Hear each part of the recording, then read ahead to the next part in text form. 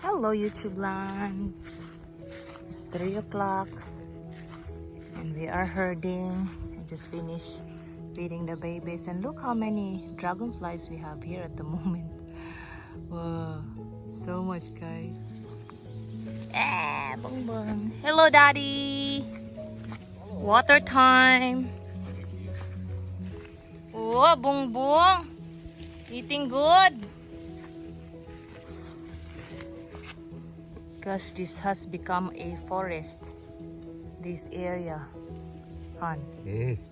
Oh, and who's that farm over there? That's very clean. Looks like just mowed. Well, that's our farm. It's up for sale. Gosh, look at this, guys. Hard to imagine that used to be full of bananas. Yeah, it's like a forest before. It's like this, Like this, Han. just like Yeah, this. just like this. Yeah, look at no lawn. And then we cut a lot of trees that are growing everywhere. We just retain the ones that are, that we can align. It was purely like this back then. That's why the neighbor, the previous owner of this one, it's like considering it as a, abandoned farm. So he just dig without asking us permission to dig a hole for his fish pond. And look at this fish pond now, guys. So this, our farm was previously like this before it was sold to us, to me. But well, we got there What's this weird white girl? because you're the one who cleaned it. Thank God I have William. I married William. And that's clean now. Like we used to hire, Papa and Mama used to hire like 3 to 5 guys to clean that one. Well, when we, 3 days to clean it. yeah, minimum if it's a good weather. Yeah, and so like we cut a lot of trees. Before we had Gimelina trees there, but we cut it since we had miscarriages of our goats because of the toxic fruits of the Gimelina trees. Gimelina is a hardwood tree, and that's used mostly in furniture shops here and for, what's that, tarima? Crates? Crates. Yeah, used to make crates here for the vegetables and fruits that are being transported to Manila or to wherever parts of the Philippines. And now only I think 1 Gimelina tree remained in my farm, just as a landmarker over there. So yeah, but anyway, I'll be talking about the issues we had as a goat raiser for the past 5 years that we've been raising goats. But because it's hot here, let me have a seat.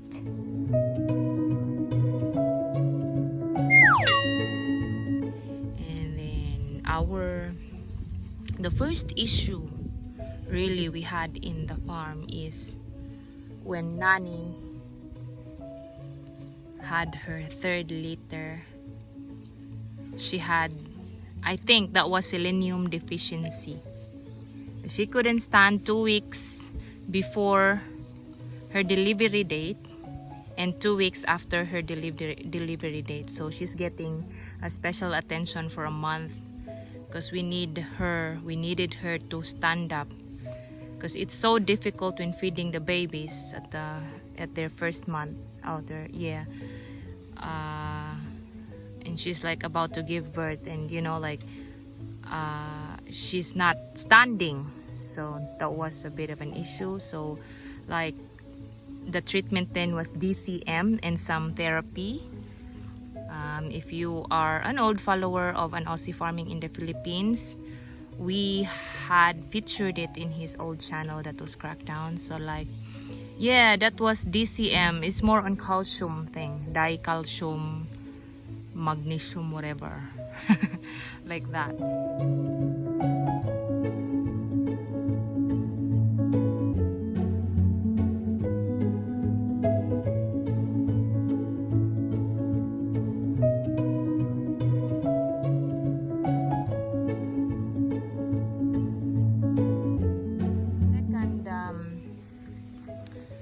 issue we had was that stillbirths. That was, we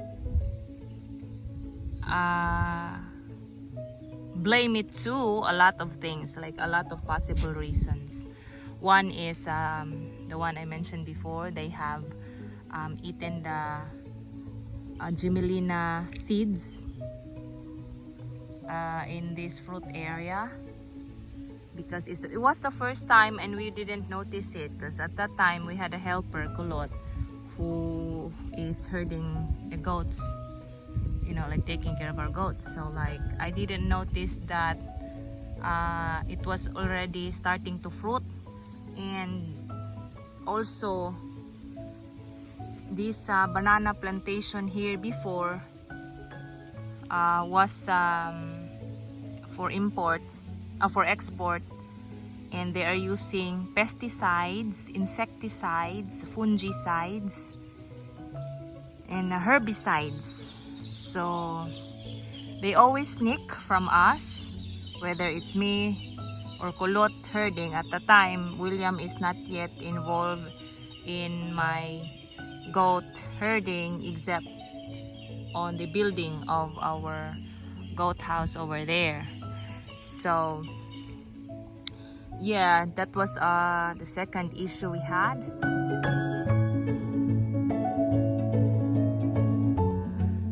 Third was that yearly pregnancy being free range. Spitfire had an yearly pregnancy at 4 months old, and what happened was she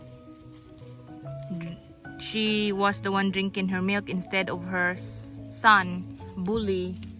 So like we lost Bully from depression. I think that's from depression, because he would always cry like this little girl of Sina, and like he would really resist on, like every time I feed him, he only accepted on the first 2 weeks, but the first 2-3 weeks, and then later on he just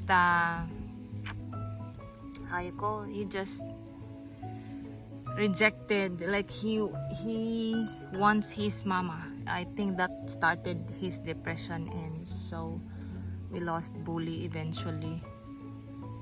I never know that goats could be depressed, but like I do some research and they could be depressed when they're alone, or like when they feel they're alone, or maybe same thing that happened to Bully when the mother rejected him. So that was the third. The fourth issue we had is mastitis. I had a few occasions that my does here only had one baby. Like Nani, when it was her first time being a mom with Molly was the only one drinking, and she didn't have mastitis. Melly, she didn't have mastitis when she had Spitfire. Lottie, she didn't have mastitis when she just had Isa, because her other baby died. Yeah, she didn't have mastitis. Isa didn't have mastitis. So it's kind of new for me of Sina having this mastitis. I never expected it to happen to her, because on first day she was so okay with her baby, like feeding her well, feeding her long, and then you know, like her baby is so big, so like she is not happy with just one nipple. She would have the 2 nipples. But the thing that I noticed on the second day, when she kind of starting to get fever, was the other nipple shrink down and the other was so big. So like every morning, like every feeding time, I feed the baby 6 times a day, and every feeding time from that second day after her delivery, I always like check her boobies, her milk, and at that time she had milk, but it had already solids, so I just keep giving her massage and excreting the solid milk. So that's when we know. And then we had her injected. The second day we had her in, like, I thought she never really had her afterbirth because of all the mamas here. I swept cleaned the afterbirths, but this time I never saw. She gave birth at night time, and some mamas, from what I know, they eat the afterbirth, but this time I don't know. I'm not sure if she ate the afterbirth because she never seen the older does to eat their afterbirths, so I really don't know. Yeah.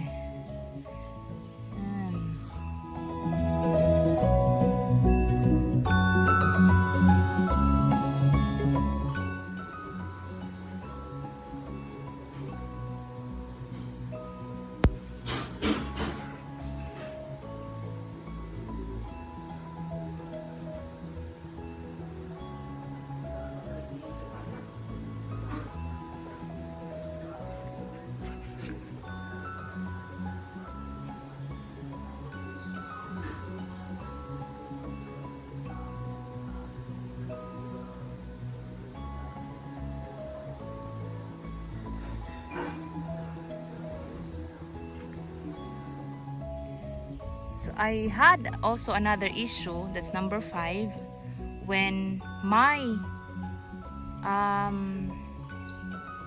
stud or my buck mated her own daughter, and that was the case of Spitfire before. Bully was her son, but also her brother. You know what I mean? It was Brown Billy's doing. So yeah, being free range when they're out in the wild, I cannot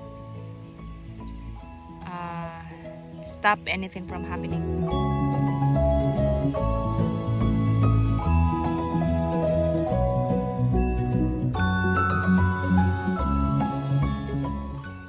The 6th issue that I had here in the farm for a couple of times is bloatedness. Sometimes, like when they're out in the wild eating anything what they can see and that they find yummy, you know, and they come home, they cannot walk, they cannot stand, or can walk and stand but difficult, like they find it difficult to just move. That's when I know that they are feeling bloated, or they have bloated tummies. Lottie, because Lottie is like eating so much most of the time. She's a big girl, being half Boer Anglo-Nubian. Yeah, so like she kind of eats so much, and she is not very picky like Nani, our old Nani, on food. And around this area, and before also, I had them like when this fruit area, this back paddock that's for sale at the moment, this was still full of those tapioca and the Gimelina, also the leaves. So like it makes them bloat, or like their tummies bloat. And yeah, usually it's the tapioca that makes them feel bloated. Like before, I think I made a video of Billy that I rehomed last December. But I think while he was growing up, he felt bloated because he has gone that far. Here in this area here is a lot of tapiocas, and also here in the corner of I's farm, there's also a lot of tapiocas that Nong Fredo planted. And even here in the B area, in this area here, there's a lot of tapioca. And when sometimes they overeat those, they get bloated tummies. So it happens a lot. I mean, it happens to a lot of my goats here.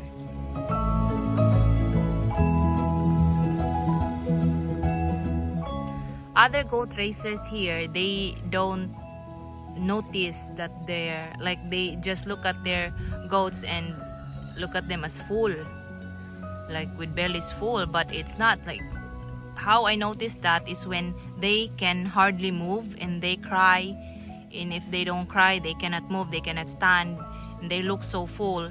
But like how I do, I tick the bellies if it sounds like full of air, and like it's really like big, full, and it looks like exploding.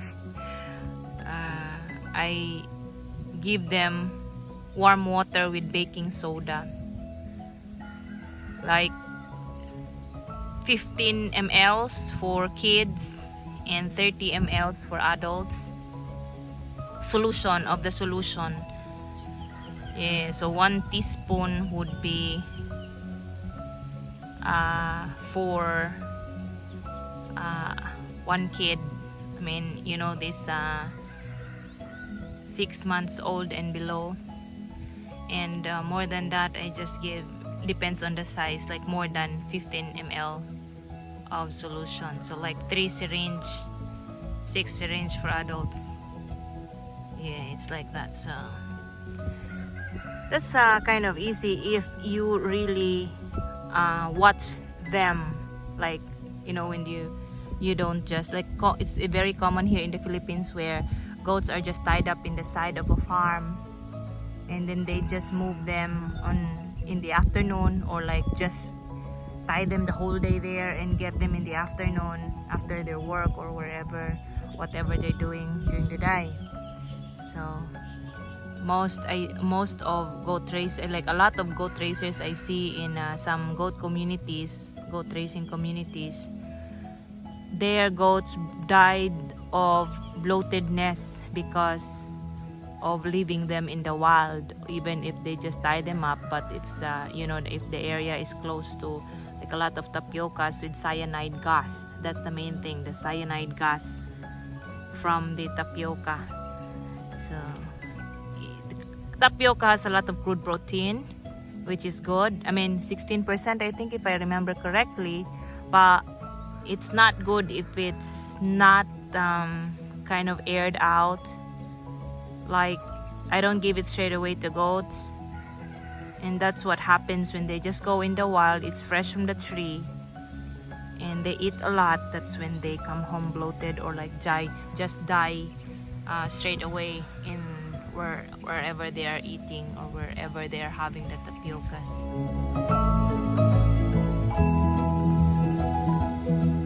Hello, kids! So nice looking.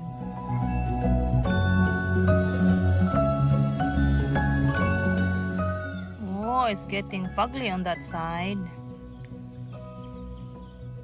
In Davao City, it's so bright, but this Santo Tomas area and the Bukidnon area in the highlands is fugly. Hope everybody is safe out there. So the other day, we had a guest goat here in the farm. That was our neighbor's goat, and that was sent here too late because we already rehomed Samson, and Boo Boo doesn't like her. Well, Boo Boo is still 3 months old and she's still getting milk from his mom, and Boo Boo likes his mom. Isn't it right, hon? Yes, like all males, we love our mum. Yeah, but like he keeps humping on his mom. Keeping it in the family. Tasmanian. Tasmanian.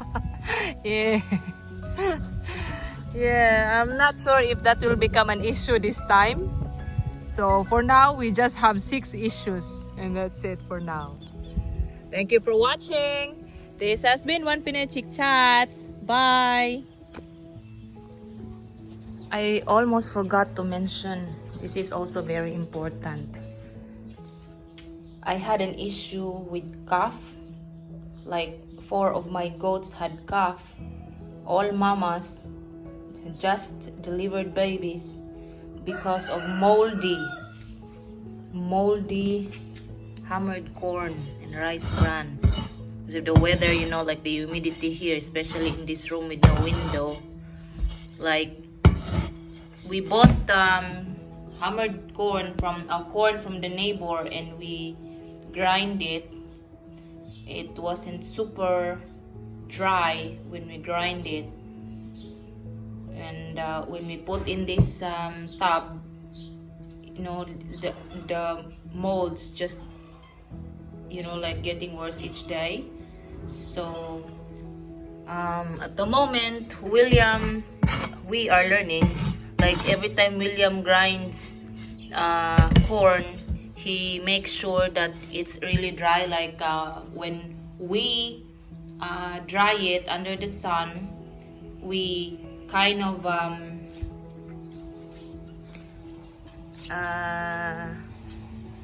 air it out from the sack. Like, you know, we dry it and then we put back in the sack and like make sure to air it out, or like not even put in a sack, just let the heat how you call it, evaporate. Yeah, let it cool down before grinding. As long as it's freshly dried, and then we hammer, like it has cooled down a little, and like we put it straight to the grinder, there is no issue of molding. So we're learning. And the thing at that time, thanks to VJ, Bongo Bob's sister, who told me about the molding of the hammered corn that causes cough. Because at that time, yes, there is drugs for cough. Like the city vet gave me some drugs for that, injectables. But then, you know, that can be avoided if we haven't given the moldy hammered corn. Because at that time we bought the hammered corn from the neighbor that we grind here in the farm, and that caused the problem, that caused the issue. So it's actually not 6 issues here in the farm, it's 7. Hello, goat. What's your name? She's like Sina. The ears are kind of having burned edges, like black edges. She is actually Sina's sister from the father, from same father. You so skinny.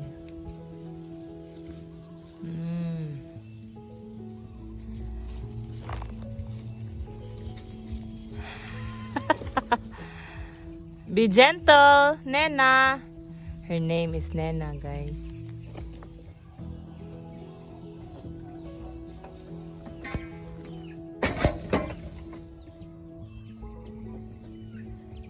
Thank you. Just a quick update. Sina is well now. He's out in the wild. First time today. And today is the 13th day of her baby, and she's okay now, thank God.